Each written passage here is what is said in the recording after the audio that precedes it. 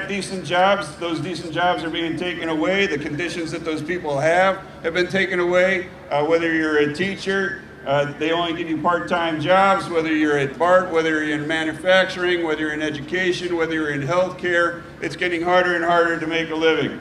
So what we're seeing at BART, there's no justification at all for what's going on now at BART.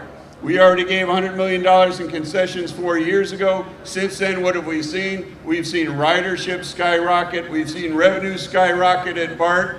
We've given up all kinds of medical takeaways.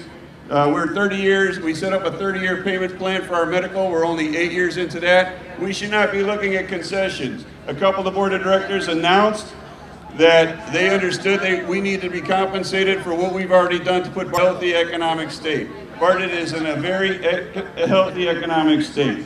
What they have decided to do, though, management has gotten together, and it's time for us to get together. Management has gotten together via the Bay Area Council to look at how they can bring working conditions down by attacking BART workers in a highly visible struggle so that everybody that negotiates a contract after us will take similar concessions.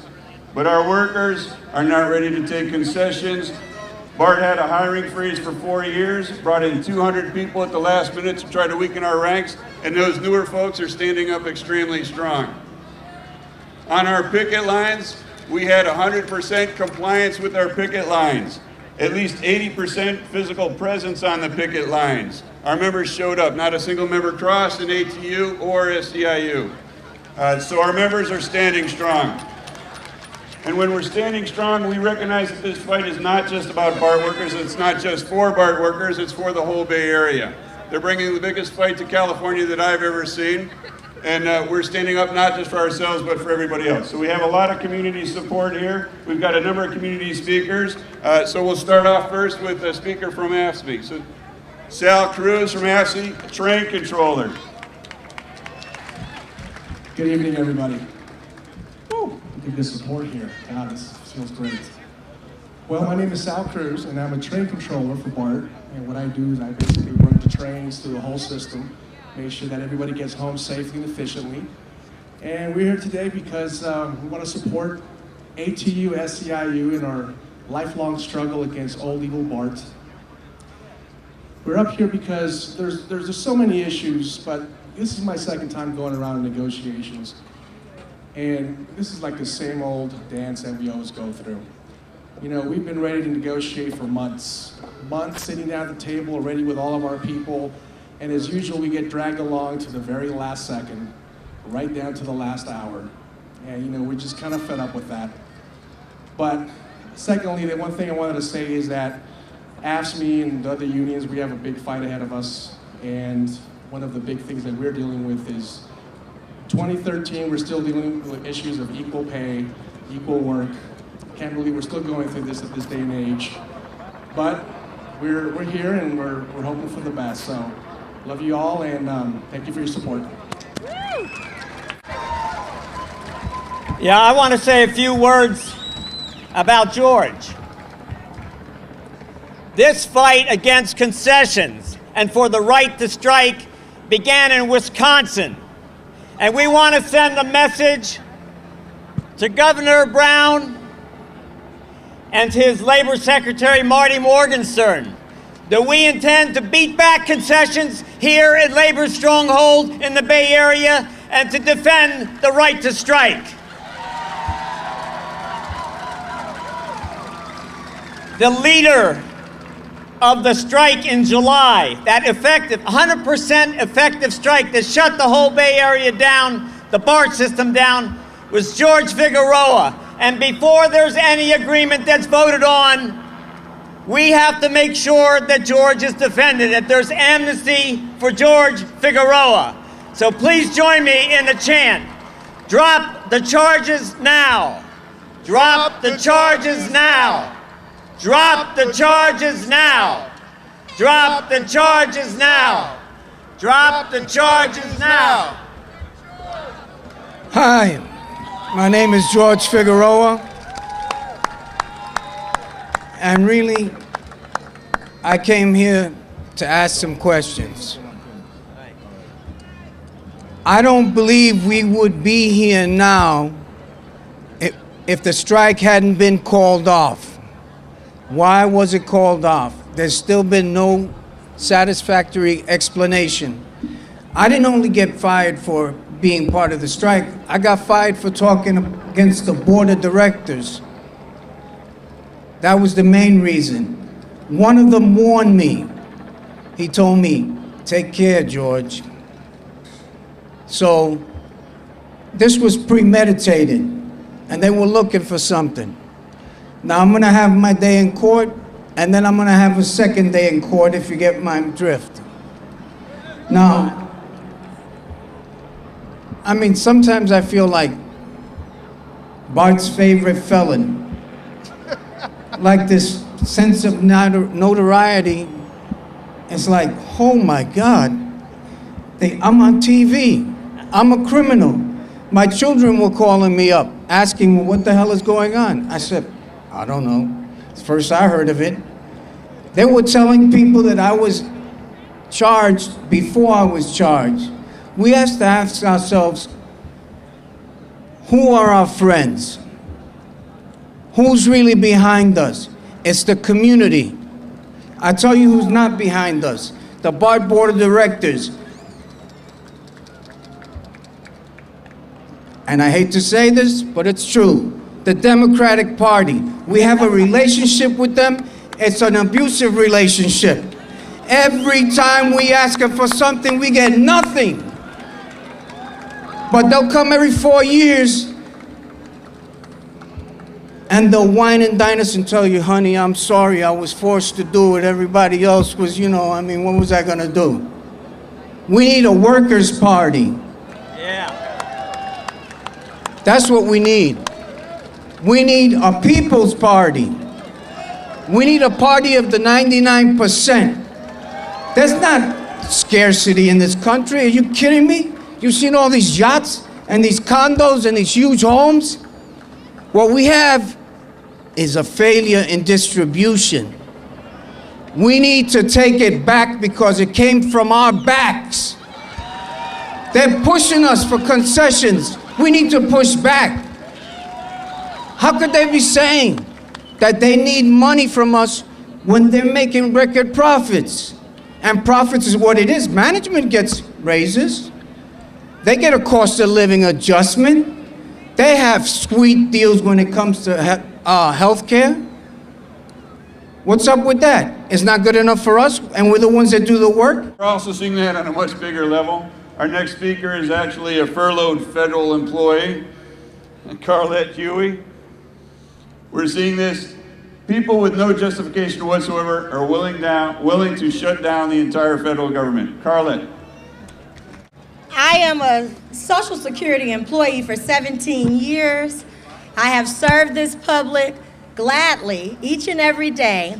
And because the government is shut down right now, you have some federal employees that have been furloughed. They were given notices on the 30th not to come to work. And there were those like me. I'm an essential, exempted, accepted employee, which means I am forced to come to work every day without pay. Up until Saturday, there was no guarantee that we would ever even get reimbursed, but now our question is when. So what we need you to do is call your representatives, 888-775-3148. Call your representatives. Our message is clear. Affordable health care is not a bargaining chip to hold the America hostage. We want to be reimbursed for every day that we've worked, and we want to stop working against the 13th Amendment, which is servitude without pay, which is what I'm experiencing right now. Although our doors are open. Hello, everyone. From my sister, myself, and our family, first we want to say thank you for supporting the Oscar Grant family here at the Oscar Grant Plaza. We truly, from our heart, thank you. On 10/23, the train operators of BART wore their uniform right here at this plaza to stand with the family and the community to speak to the injustice that they witnessed as well as all of you when it came to the murder of Oscar Grant. You know, that was tremendous because what it helped and showed was how the community and the labor or the union workers could come together and bring about a change that we see when we see it happening in the community in a wrongful way. So we as a family, as a community, stand with you, the union, to not allow BART to dehumanize you and criminalize you for taking a stand for your right for better contract.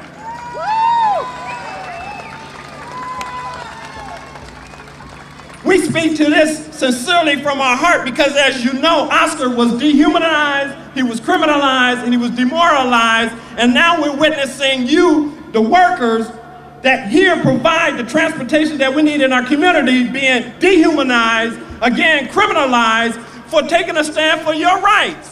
So we stand with you, this community, the Oscar Grant family, in hopes and prayers and in solidarity that we all working together in one unified front can get justice and a great contract for yourselves. And we hope that you continue to support us, families that are out there in the streets that are still suffering the wrongful act of criminalized police in our community.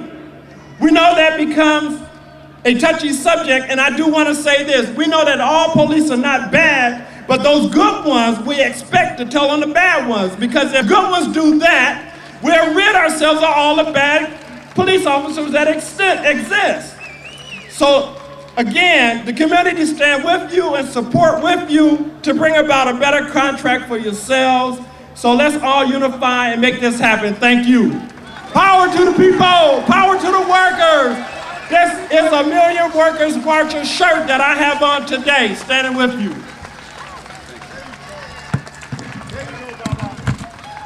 I'm here to tell you this evening that there is an attack on labor and the communities that we serve. Corporations perpetuate injustices on the workers as well as the communities. They did it first to Oscar, and then they left us out there on the front lines to take care of it. And now they're turning the injustices on us. We must stand firm together, united in solidarity. We shall not follow the trends nationwide to align ourselves with the rest of the economy and the rest of the nation. We will not become Wisconsin, a right-to-work state. This is California, Oakland, California. We will not entertain this in our house.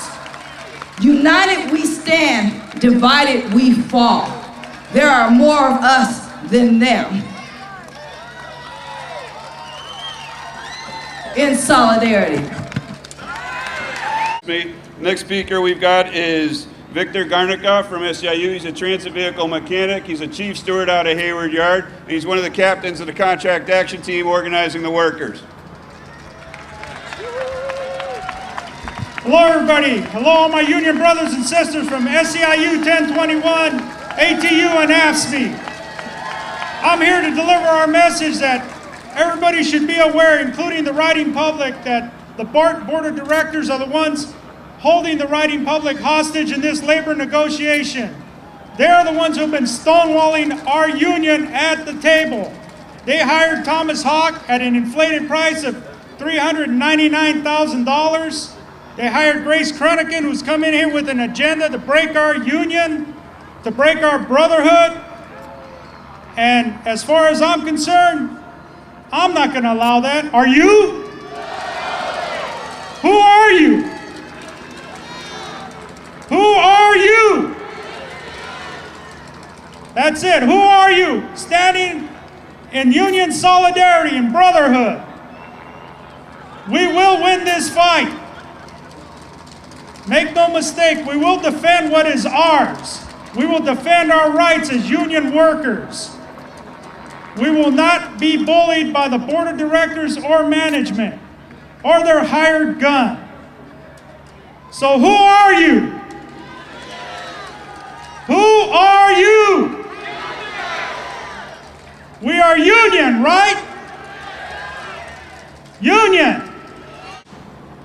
Next person we have, next speaker, is a nurse, Katie Romer, from the California Nurses Association. Hello, BART workers. I bring you solidarity from the California Nurses Association and the nurses in California. I just want to tell you a brief story about something that happened to me yesterday. I was taking a walk in my neighborhood, and I saw a little flyer that had Rebecca Salzman, who's one of the BART directors, number on it. And I decided while I was taking my walk that I'd give her a call and tell her kind of how I felt about what was happening. And I called up and I got somebody and I started to tell him, hey, you know, I'm really concerned about what's going on here. You need to get back, you need to force BART back to the table so they can start negotiating in good faith. And I'm really worried these people need to make a decent living and have decent benefits. And what she said to me was, you know, did you just read that stuff off a flyer? Because a lot of people are calling and saying the same thing. And I said, you know what? You just lost my vote if you hadn't before. Because I can't believe that you're going to tell me that when working people call you up and they tell you what they're concerned about, that your response is that they're reading from a flyer instead of speaking from their own experience and from their own hearts and minds. You need to tell that BART director to do her job and get people back to the table and fire Tom Hawker. This comes down to what kind of a world that we want to live in. Do we want to live in a world where working people can live with a decent wage and support their families, have benefits where they can take their members to the hospital and get the care that they need, they can retire with dignity?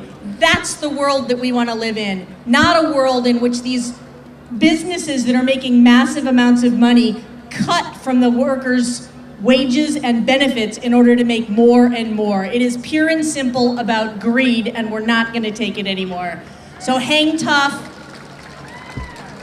You guys are part of making a better world, and you need to hang tough, not just for yourselves because you deserve it, but also for the rest of the community, because when you get what you deserve, everybody does better. So hang tough, stand strong, solidarity.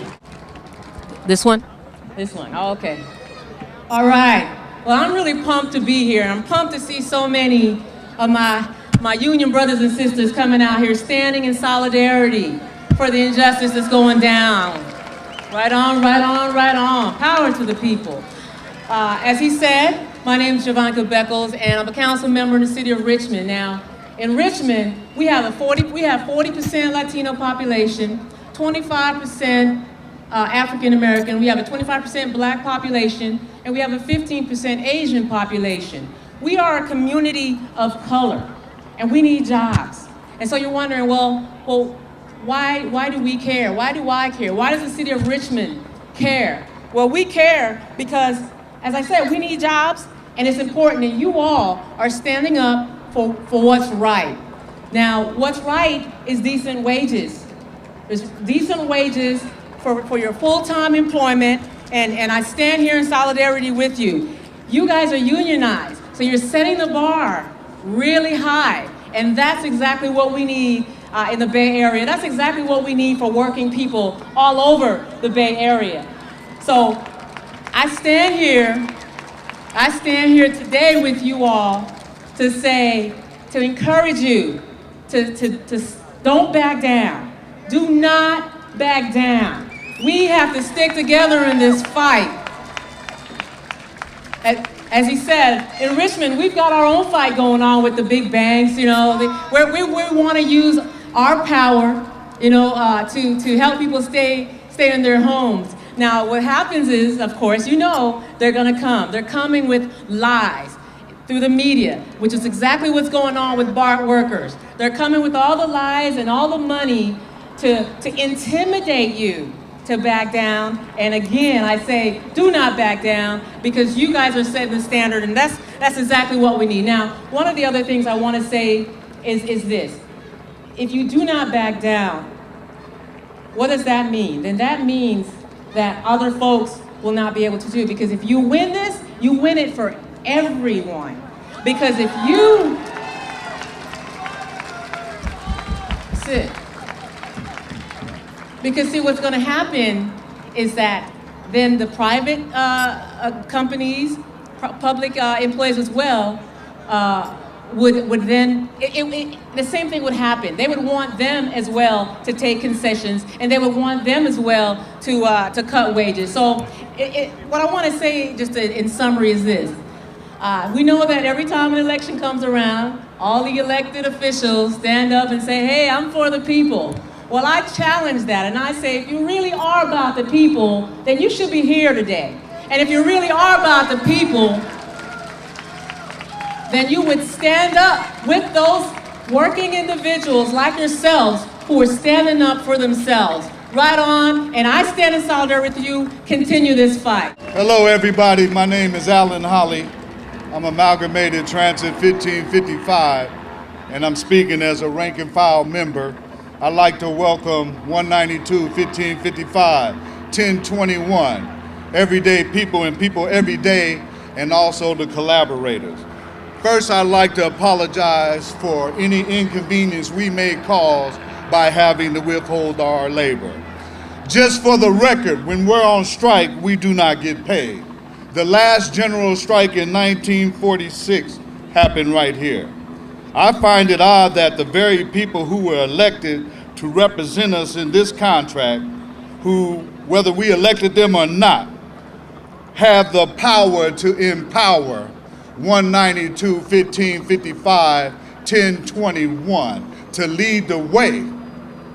We have a leverage, an economic leverage that we can use and make demands. Our wealth, our labor creates the wealth, and yet they turn their back against all working people. Now, a lot of people may not know this, but there's a difference between a labor leader and a union leader. A union leader looks out for his union, which is fine. However, a labor leader looks out for the whole community. We have a chance this moment to make a stand not only for us today, but for the future generations sitting right there. Now, during the civil rights movement, they would use billy clubs, police dogs, and the water hose. So at the present time, they are using the media. Now, let me ask you something. The last time we were out on strike, the district tried to operate some of the yards through remote control and caused several $1,000s worth of damage.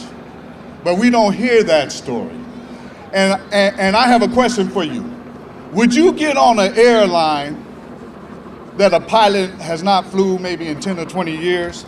So I find it just sickening that the BART Board of Directors would put the general public in harm's way. Now, we can demand that we can afford food, clothing, shelter, healthcare, education, and transportation, whatever city we work in, whether you're union or not.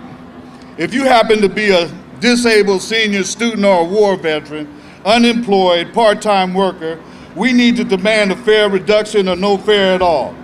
People who have benefited the most from public transportation are developers, financial district corporations, and retail businesses.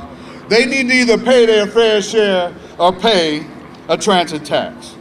Now, to the ATU 1555 and 192, and I know you're trying to rush me off.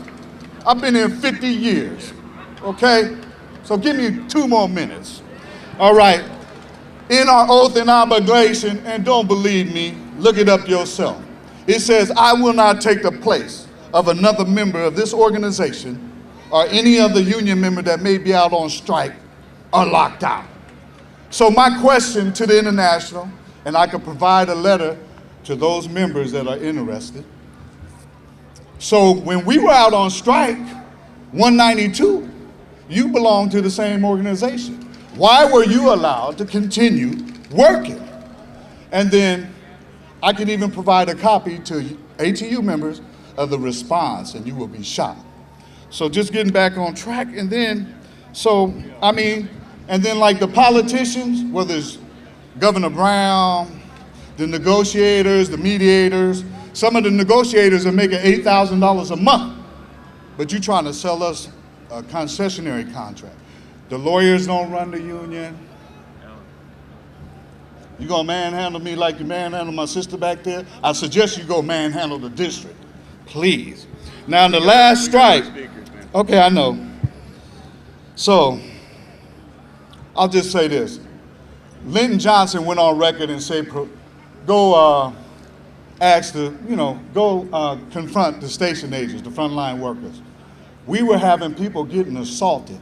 Did one government official, Labor Fed, Central Labor Council, did they come out and say, hey, leave those workers alone? I have absolutely no faith in them.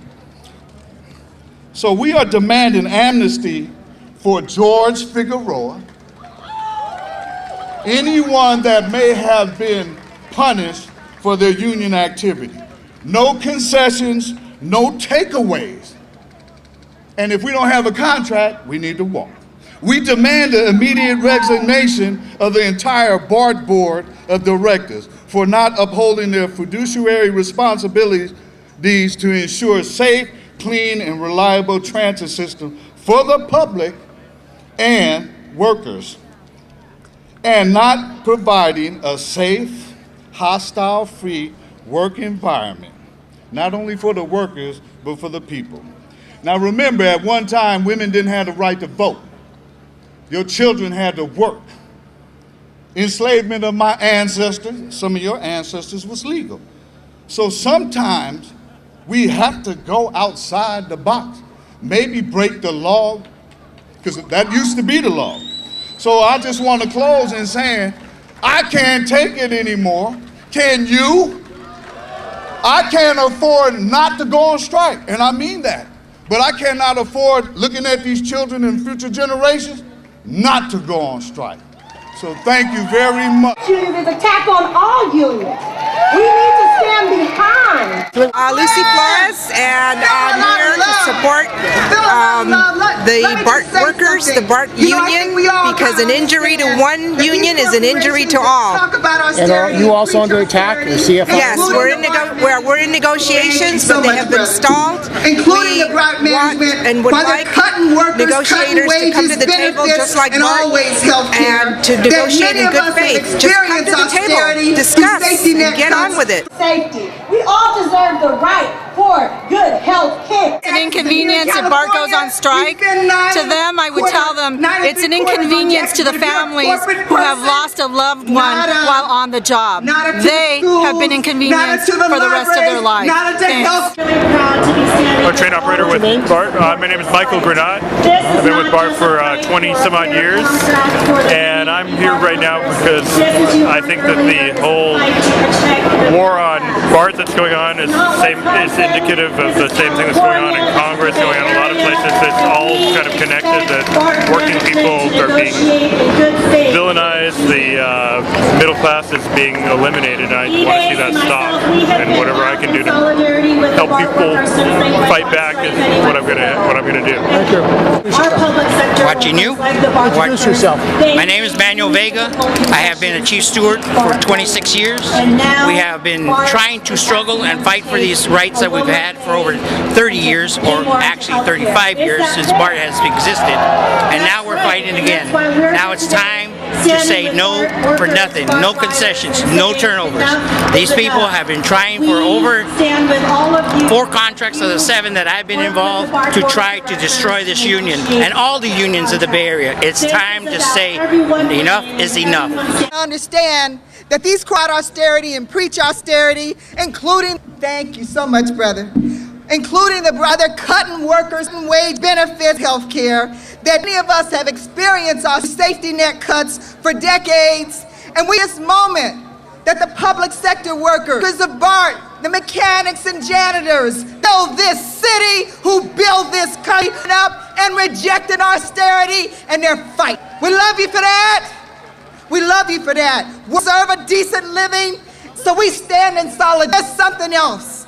When we hear government shutdown, we hear the message that there's illusion of, that there just is not enough money. Well, I ain't seen a bankster crying yet. I haven't foreclosed on yet. So there's a difference that's going on. The idea is being generated by that 1%, or that 99%. And what's so important, is this about not only rarity, but about that little idea, formative movement to get the justice we need. Can anybody show me a little love with that? Building a movement? It's time. Now, we all know that there are corporations, these foundations, that created this crash, that created the nation we're facing. Every other citizen in the United States has to pay taxes, and here in California, we spend 9 3/4 on taxes. But if you're a corporate, nada to the school, to the libraries, nada to health care, nada to retirement, nada. A transformative movement is saying, Ixnay. It's about our class. It's about we workers not only standing together, but setting out a new vision and new views. That's what I'm talking about. Somebody said, let's not let BART be privatized. Hey, I'm talking about, we need to raise that alarm.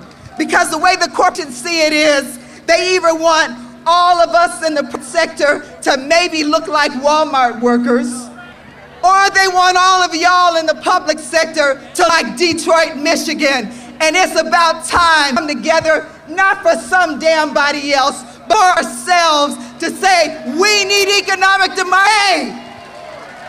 So today's acts are a broader effort. They are about building for the children in this audience, and I'm gonna say it, real safety.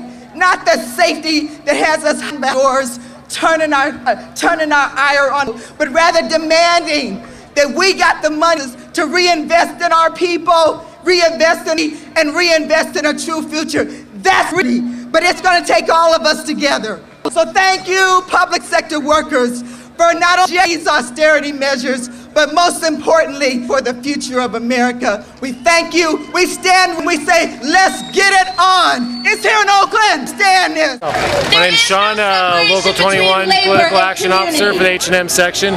Proud to be here supporting the BART workers and the attack on public and private service workers all over America, all over the world, you know, Walmart, Bangladesh. It's a common struggle against the working class. So you don't think it's just about BART workers? It's clearly not about BART workers. When we look at the right word to say, Wisconsin, this is really an effort to suppress the dialogue. It starts with the dialogue about labor, and it's really been pushed out of media and also muffled in politics, but it's being gradually, that muffle is turning into an asphyxiating choke. No contract, no work. No contract, no work. No contract, no work. No contract, no work. No contract, no work. No contract, no work. No contract, no work. No contract, no work. No contract, no work. No contract, no work. No contract, no work. No contract, no work.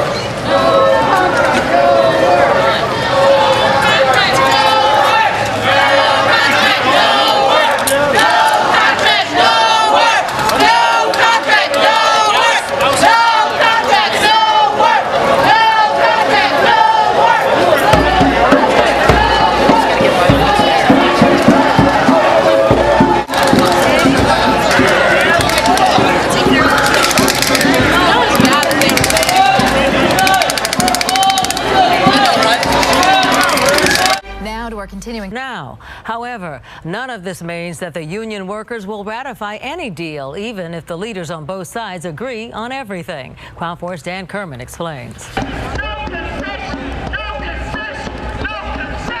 Tuesday evening, nearly 200 BART employees and those sympathetic to their cause marched to the Caltrans building where negotiations are underway, demanding a fair contract. Union leaders took the stage and tried to rally the crowd. We are here to let the public know that we stand with them, and we stand for a fair contract. Right now, the BART board directors are resembling these zealots who are holding our country hostage by forcing the union to be cornered and potentially strike and not moving at the table. But some were having none of it. Shut them down now! Some calling for a shutdown, others calling for a strike. There's a disconnect between the people that are sitting at the table and the members. While it's unclear just how many there are, some here feel union negotiators are selling them down the river. I don't understand why we're constantly being urged by the attorneys, the state arbitrators, mediators to move down, concessionary bargaining, move down, move down, move down. That's all we've done is move down. So as you see, there's no unity among the unions. Even if union negotiators and management reach an agreement, there is no guarantee that the rank and file will approve it. And with just days left before the end of the cooling off period, this is an indication that a strike could be more probable than not. In Oakland, Dan Kerman, KRON 4 News. Union leaders insist their goal is to avoid a strike. Has there been some movement? Again, they're ideas, so we're talking about them, and both sides seem to be receptive. But both sides say the movement has been slow. It should not have to take anywhere near this long to get to a conclusion. BART's chief negotiator, Thomas Hawk, told ABC 7 News tonight that management made a proposal at 2:30 this afternoon, but the unions have not responded, partly because they have a larger number of negotiators who have to agree on a proposal before they take action. I mean, I'm not faulting them. It's the way the process is set up, the way the labor contracts are set up. It makes it very cumbersome to try to move anything in a faster fashion. The question is, can they reach an agreement before Thursday's midnight deadline? Technically, the two sides can negotiate beyond the deadline, but union leaders say it's unlikely. I mean, if you don't have any deadlines, you're not going to get to any deal. So I think everybody's looking at this deadline very seriously of Thursday night to try to get to an agreement. At this point, we don't want the riding public thinking we're going to disrupt service. That's never been our intention. 100 union members and supporters marched down Oakland's Grand Avenue, and their message was loud and clear. No concession, no concession.